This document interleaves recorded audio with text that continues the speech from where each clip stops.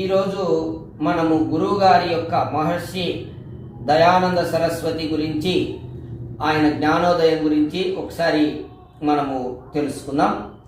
19వ శతాబ్దం నాటి చరిత్ర అంధకారమయమై ఉండేది. ఆ రోజుల్లో చాలా అంధకారం, అంటే అన్ని జ్ఞానమే లేకుండా ఉండింది ఆయన జన్మించే టైంలో. భారత భాగ్య ఆకాశమున అవిద్య అంధకార రూప మేఘజాలము ఆవరించి ఉండెను. భారతీయ సభ్యత సంస్కృతి సమాప్త ప్రాయములుగా ఉండెను.